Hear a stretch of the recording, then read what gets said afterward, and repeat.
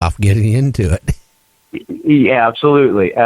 But you're gonna have to let her get used to that idea. If she's not already there, it's either the ladies that I kept company with were always down for that and down for some adventure and weirdness, which is of course why they were hanging out with me. So. Yeah, can you imagine going up to some lovely lady and, hey, you want to spend the night? And I got this really comfy coffin. Yeah, it's a rollaway bed. Yeah. Exactly. Hey, that would be kind of weird. But anyway, yeah. It was great fun. So yeah, so I'm glad I didn't break that news to the cop. It was all I could do to kind of talk him down.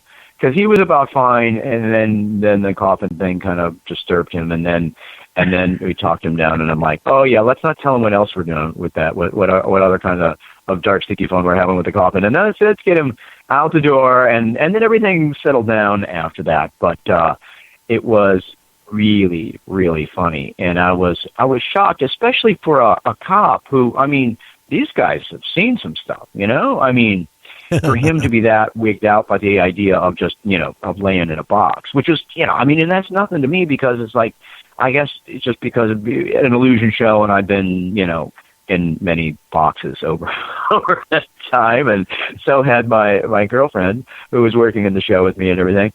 So, I guess, by, extrapolating that, it's not, other than the clearly I guess there's a more taboo aspect to it for some people, and he was one of them. He was weirded out though about just sleeping in the coffin. So. Yeah, well, I don't know. Did you ever smoke in the coffin? Never mind. I won't even ask you that one.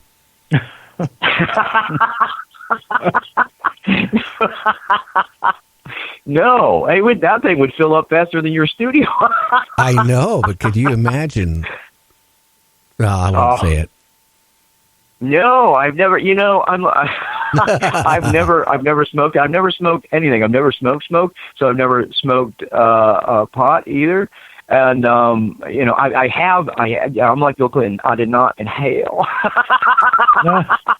Yeah. Although I did inhale because I've gotten some fabulous contact highs at some concerts before, but I've never lit up myself. But I have.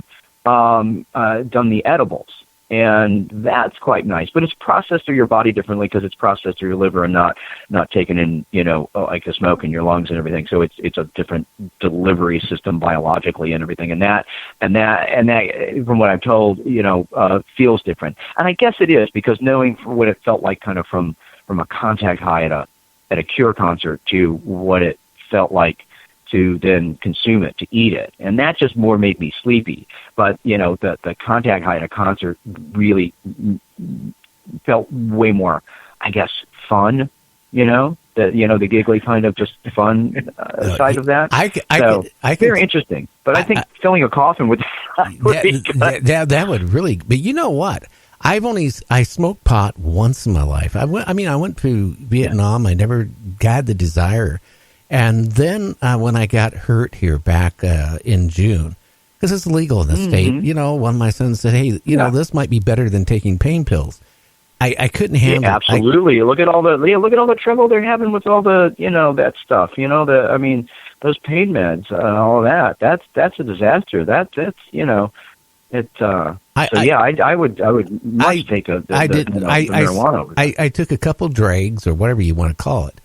Tokes or whatever, and I couldn't handle it. It gagged me. It made me cough.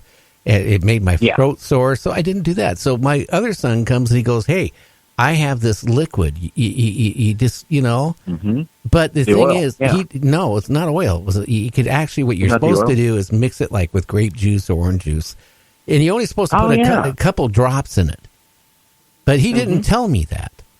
So he thought as a gag, this little container, right, which was probably good for probably about 8 to 10 times or 15 times or whatever it is, he pours into the grape juice, the whole thing. Yeah. And I drank it, okay? And, 20 minutes go by, and I say to my son, I said, you know what? This isn't doing anything. Nothing. Yeah. And then I try to get up. and it hit me. The walls were going in and out. Wow. And the hallway to my bedroom, the walls were just like trying to suck me into the wall. And I could hardly find the bed, and the bed was like upside down. But you know what? It lasted for like 2 days. Then after I came coherent 2 days later, I looked at the container, and you're supposed to put like 2 drops per 8 ounces of liquid. Oh, yeah. You got a good dose of that. Oh, I had probably a 2-week supply all at one time. Mm-hmm. All at once. All at once. Wow. That was the last time. Never tried it again after that. Never had the desire. I honestly even thought I was going to die at one point. It was horrible. The worst thing I've ever gone through in my life. Next to my first marriage. A lot of people talk about that with like, if they tried, a hallucinogenic or something like that. It's one thing if you're prepared for that too, or had experienced it before, but it's a whole other thing to just find yourself there where their walls are trying to engulf you and you can't find the bed and things like that. And that I can see why that's not a pleasant experience, No, it's worse than any. When I was young, it was like going out to a bar and drinking too much when I was young. And then you get home and your bed is spinning around. This was like being on a Ferris wheel. It was the most, I tell you, it was the weirdest experience I've ever been in my life. And I wouldn't recommend it to anybody. Yeah, it is. It's the carnival ride in your head is what that is. And that can be very disturbing if you're not ready for the carnival ride to be in your head. No, then I called up the place he bought it and I said, could I have hurt myself? And they go, if you drank that whole container, it could have killed you. And I'm going to my son, because I could feel my heart going really weird. I don't know. I never, like I said, never again. Anyway, again, Dark Realm. People need to get that movie. They really need to go on Amazon and watch it. Yeah, that's what I like about, this year especially. You could go buy a huge big screen for $200, and when you get to watch a show like this on a huge screen, it just really drags you right into the movie. Well, thank you, and thank you for always bringing it up and talking about it. I'm so glad that you enjoy it. I mean, people come up and tell me all the time about how much people like the movie because it's so different and it's different for a horror film and everything. And it is. It deserves watching on a big flat screen. Don't watch any big movie. Don't watch it on your phone. Get it yourself in front of a bigger screen. At least your laptop, preferably a big old honking flat screen. That's the way to look at that stuff. Oh, yeah. But thank you for always being so kind, so awesome about talking about the movie and all the cool dark illusions that are in it, and that it's also a horror film, which is what makes it so different. It's like Vincent Bellaccio, who's my co-star and also the director of the movie. He came to me and said, "Let's shoot your show." And I said, let's not just shoot the show. Let's make a damn movie out of it. I'm like, anybody can do a multi-camera shoot and kind of bang out what, your typical kind of magic special looking thing. And I'm like, no, let's make it something different and unique. And I mean, Vinny and I met. I mean, he's in a lot of indie horror. His pedigree goes back all the way to Roger Corman's Sorority House Massacre in the 80s. And we met making a movie called Blood Note, and have been in several since then. And he was down for that idea then, because I said to him, let's do something different with this. Let's not just do, a multi-camera shoot of an illusion show in a nice venue. I'm like, let's make this really different and special. And it is. I mean, there's not, in the world of illusion or in the world of horror, there's nothing else really quite like Dark Realm at all. So thank you. I always appreciate when you talk about the movie and that you actually enjoyed it so much with the razor blades and the coffin, the cremation coffin and everything, and the other cool illusions that are in the movie. I'm just so glad that you enjoy it and everything. Now, hey James, I know you had a couple questions for Ron. Why don't you go ahead? Yeah. In that movie, The Hunger. Who was there any character in there that you kind of you can relate to more than any of them, or you kind of have a connection with? In the movie The Hunger? Yeah. You mean the Bowie movie? Yeah, that one. Yeah. Yeah. Is there roll that by me? Is there a character I relate to more than anyone else? Yeah, in that movie, particularly. In that one, in The Hunger? Yeah. I don't know. Well, I mean, of course, there's Bowie in it, in his part, and maybe that it's interesting because he gets to that point where he's starting to age really quick. But it is also interesting the Catherine Deneuve part where she is, we find out, so spoiler alert if you haven't seen this, that she's had many of these other lovers, and then as they all seem to reach the same kind of decrepit state, and then she's just got them kind of warehoused, in again, in coffins. And so there's something really fascinating, I think, about her character in that, where, she just keeps moving on. So she is a vampire even amongst the other vampires. And that, to me, is an interesting aspect of the movie. Yeah, that was a crazy movie, I gotta say. And besides the razor blade swallowing, what's the most dangerous trick that you do? Well, anytime you're working with anything sharp, you mentioned, the swords, and we've got swords in the show. We've got razor blades in the show. I've got another illusion that you'll see in a very provocative version of it, in fact, in there that I call the Vampire's Kiss, which is a 12-inch long stainless steel surgical grade needle that is stuck through the flesh of the neck of my lovely companion in the movie.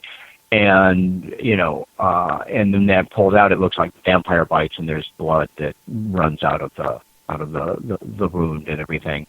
And that's another one. And, and anything, like the cremation coffin, anytime you're working with fire or something like that, or anytime you're doing some sort of a more dangerous escape, I mean, and I haven't done this in a long time, but I have in the past done an underwater escape. I did Houdini's milk can water escape, which is, one of the old milk can style. It's kind of oversized, but it's a milk can style, metal, drum, and it's filled with water, and you're submerged in it, and they lock the top on and, cover it up, and you are left to escape from that. And I've done that. I did that for a season a long time ago. And that, anytime you're actually, doing anything, no matter how well you do it and how much you know about it and the equipment and everything else, you really have to go through safety protocols and things. Because there are people that have died doing that, like any other, underwater escape. It's just a dangerous thing to do. So, fire, water, sharp implements, been through all of those things, but and those are at the top of the list. There's other things you can hurt yourself in other ways with other things, but nothing presents a more readily a dangerous situation like sharp things and fire and then being submerged in something as well. So all of the above there. Right. And who is your favorite vampire or magician? Either one. Well, that's funny that you put it that way. When I was young and started, because I loved horror movies, and which later became an inspiration for the film and then me acting in them. So it was interesting. I mean, when I started it, and it looked like classic magic, it was like the magician, that guy in a black tux with a cape on, with a red lining and everything. I'm like, even then, that archetype of a classic magician, I looked at that guy and said, that dude looks like Dracula to me. And he did. He looked like the Bela Lugosi version, the elegant version of vampires, which was Bela. And so they've always been kind of inextricably tied to me. So those would be two different ones. I mean, there's been a lot of interesting magicians along the way, and this is going way, way, way back, and this is somebody else that has passed a long, long time ago, back in 20 years ago now, which was, if anybody remembers, back into the 80s, and even it broke kind of in, I think, in the 70s, a magician called Doug Henning, who was a Canadian, and he was the first